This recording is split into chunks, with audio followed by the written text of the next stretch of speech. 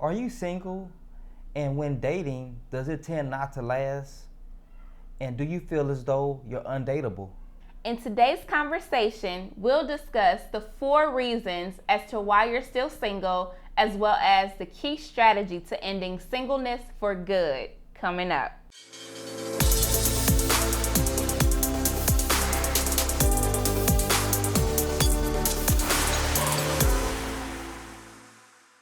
Hi, I'm Joseph Williams. And I'm Ebony Williams. And welcome to Purpose Awaits, where it's our purpose and our passion, providing you with tips and strategies for the life and the relationships you will love. Here at Purpose Awaits, we cover personal development as well as relationship content. So, if you're new here, consider subscribing, and by clicking on the bell, you will be instantly notified when new content is available. Now, let's dive into today's conversation. Ebony and I have been married for 7 years, happily married for 7 years. But before we were married, guess what? We were single too. Yeah. Yes, there were plenty of mistakes that Joseph and I both made in our previous relationships. And we actually just did a video about dating red flags where we mentioned some of our biggest mistakes, and we'll go ahead and link that up above. Our first tip is conversation. Our inner conversation, our negative self-talk and negative self-doubt. Our conversation can definitely swing the pendulum to the negative side, which will cause reasons of why we're still single. Exactly. Now, some of these inner conversations may sound a little bit like, oh, I could never be good enough for someone like that. Or, I'm not pretty enough. I'm not handsome enough. I don't have enough money. Exactly. All of those things, if it's not propelling you to your ultimate goal, then it's hindering you. It's holding you back. So you need to take a look at your thought life concerning this area. What are you saying to yourself? And we would be remiss if we didn't cover the mindset. Our motto here, if you've been keeping up with our videos, success is a mindset before it's a method. So everything starts here. Napoleon Hill said, thoughts are things. Yes, Earl Nightingale, he also said, we are what we think about. So if you're single today, I can almost guarantee that it's because of things that you say. I want to share with you guys, it's something that I saw on social media that was just very deplorable, and an individual said that I've been on the market for so long, I'm going to go on sale.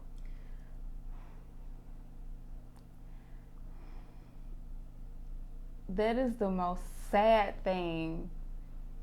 It's the most sad thing I've seen.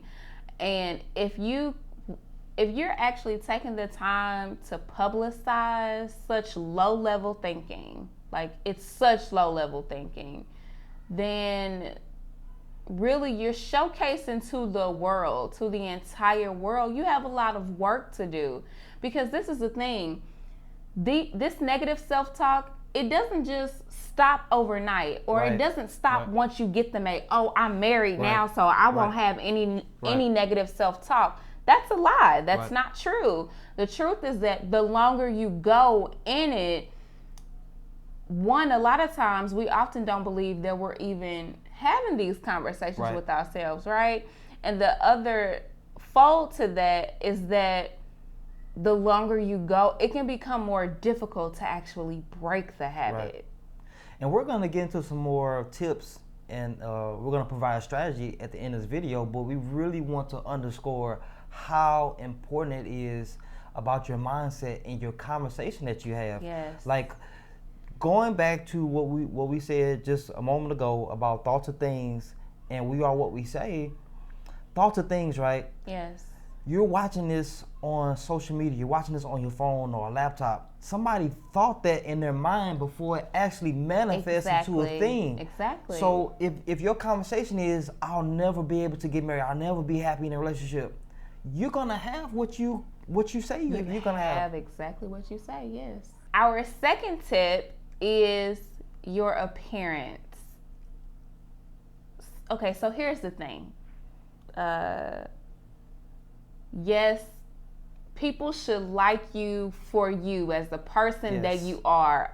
I wholeheartedly, I am in agreement with you on Yes. that, okay? We both are. Yes.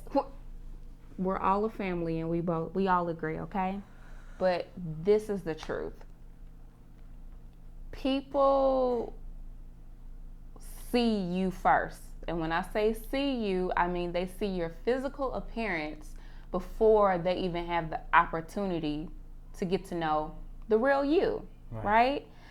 Now, because that is the case, now I'm not saying that you have to be, you know, a prima donna, or like you have to be someone who loves to, like you have to be someone who puts on loads of makeup, and no, you don't have to be that individual. However, you do need to be someone who keeps themselves well groomed. You need to look like where you want to go. Has anyone ever heard the term act as if?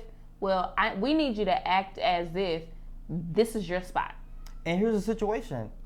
You dress on your level. Exactly. You don't have to go out and spend, you know, thousands of dollars on designer brands. You know, just do the best on your level. Keep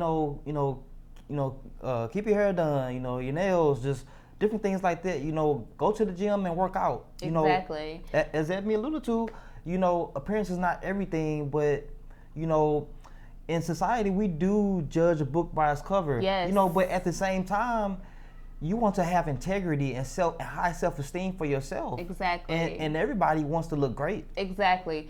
So, like, as for me, many of you know at this point in some of our videos, I've lost close to 80 pounds at this point. And I've loved myself. And I did too. Yes, you did, babe. Thank you. Thank you.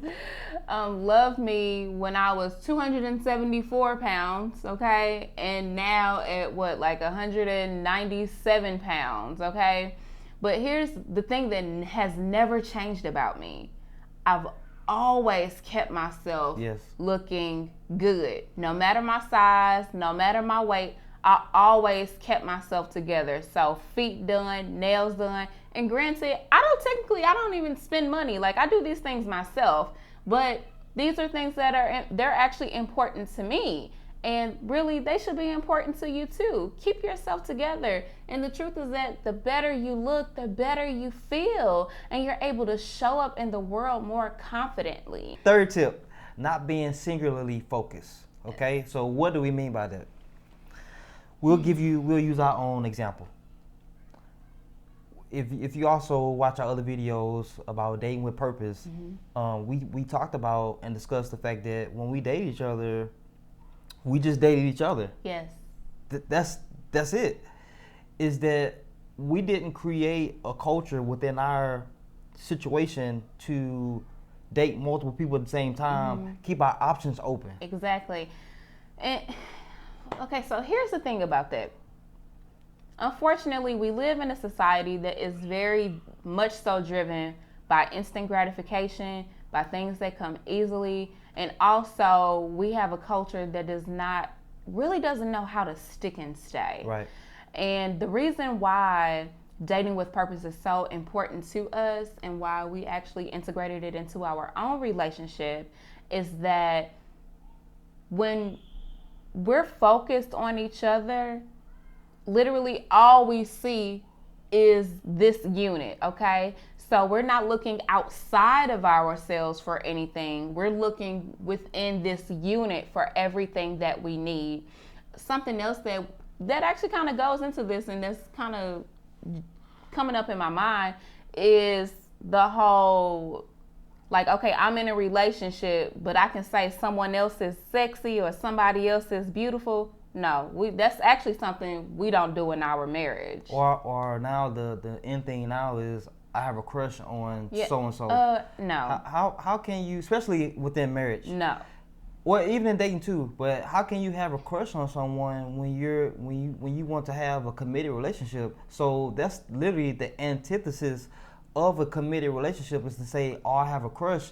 See, and to take a more sidebar in this, I have a crush, is that once again, going to our dating relationship, we want to set the tone for our marriage. Exactly. So for an example, if we're dating, if when we were dating, we're dating, but we have a crush on other people, we set the tone for our marriage. So when we get married, if we continue to carry those ideologies to our marriage, yes, what's to stop us from being married and having crushes and then eventually having calling affairs. people Exactly. And that's how things start. That's how it starts. And the thing is, it starts really small. We know that when most people originally hear that thought frame, they think, oh, it's okay, we both do it. But here's the truth, which is what Joseph said. It's a pinhole. All it takes is a pinhole or a moment where you're not on your game for infidelity to creep in. And if you value your marriage, if you value your relationship, you would guard it, right? And how do you guard it? I like that you brought that up, because in one of our previous videos we've done well is that I talked about the fact that everything that is of value is guarded. Yeah. And yes. I used the whole analogy about a bank. You never go in a bank and see money just laying around. No. It's behind a safe. You got security cameras. You may have actually armed guards in there. Yes. Everything that is of high value is guarded. You have to keep lines in the sand that you do not cross. Exactly.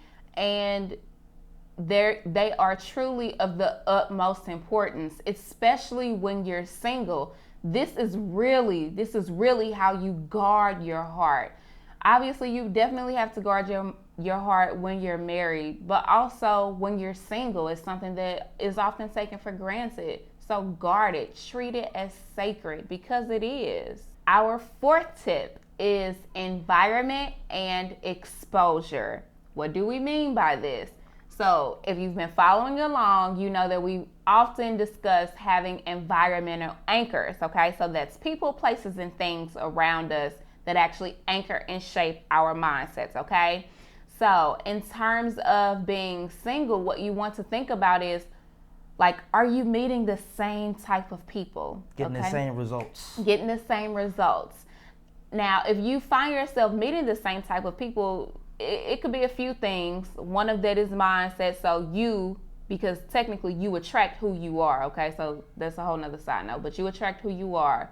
But in a scenario, consider, how are you meeting these people? Are you meeting them in the club? Are you meeting them online? Are you meeting them, I don't know, at work? Or just like random hookups, like on the street? Like, how are you meeting these people? That's something you should consider. And if you notice a pattern, change that pattern. Ebony said it precisely. If you're doing the same thing, getting the same results, even diving deeper, a situation where, okay, if you're hanging out with single people and you wish to be married, those single people is a part of your environment. They'll drag you down. Yes. Oh, you don't need to be married, because they've gone through situations where people have cheated on them and different things that have gone on. They're more likely to tell you, not all the time, but sometimes they can be more likely to tell you, oh, you don't need to be married, yes. Men are no good, women are no good, leave them alone. That's part of your environment. Yes, it is. I think another, like, to kind of piggyback off of Joseph, is really to reiterate that obviously, having friends is a great thing. It is. There are some journeys in life where it is necessary to walk alone. It is very possible that where you are mentally in your life, your friends may not be at the same place. And you want to make sure that whomever is around you, that's actually a safe place for you, that it's a safe haven. So it is true, especially like if you're a single woman or man, you need to make sure at least find one friend, find one somebody that has a healthy relationship, and try to be around that person as often as you can. Because what we know to be true is that exposure, which is the other part, is everything. What are you exposing yourself to? A fun fact for you, MIT did a study, and what they discovered in their research, that we are the average of the 5 people that we hang around. We'll earn between $3,000 to $5,000, but that's just not relegated to money and finances. Yes. But as we've been alluded to, is to mindsets and Yes. belief systems. Yes. So just to drive that point a little deeper, that's just how important it is, your environment, the people, places, and things that are around you, your family, your constituents, your friends. Yes. All the people around you, they shape your environment. They shape really your do. mind. Yes, they do. Yes, they do. And one way or another, we also just mentioned this in a previous video about decision making, which is that if you don't take the time to shape your mind, to shape what your decisions, your values, your goals, if you don't take the time to figure out you, other people, places, and things will do it for you. So you have to stand up in your life. It's that time of the video, the conversation. The key strategy is confidence. Okay, let's go back to the beginning real quick. We always say success is a mindset before it's a method. We've given you methods. Mm-hmm. Those tips, those are methods. Mm-hmm. But the mindset is that we're giving you is confidence. Mm-hmm. So what is it to be? What is it to have a nice appearance, but you're not confident? Yes. What is it to have a great conversation, but you're not confident? Yes. Ultimately, we have to get to a place where we literally accept ourselves as we are, right? Like, so I really think that we all probably have something that we may not necessarily be 100% sold on about ourselves, but this is the truth. Everything is figure outable. Like, you can totally change it. You can totally be in a different space, but how you do that is changing your mind. And here's the psychology about marriage.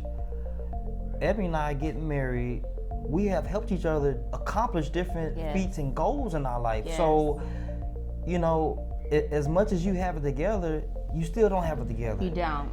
You know, we're all imperfect, and when you get married, when you meet that soulmate, they're gonna uncover, unbox apocalypse things in you that you never knew were there. Yes, and honestly, that's the beauty of marriage. The beauty of marriage is how you can already be a great person, and how you can find your purpose mate, so your soulmate, and literally that individual can uncover and just propel you like to even greater heights that honestly you never knew were possible for yourself. So always remember that your purpose in life is to contribute your gift to the world and to leave an indelible mark on the planet.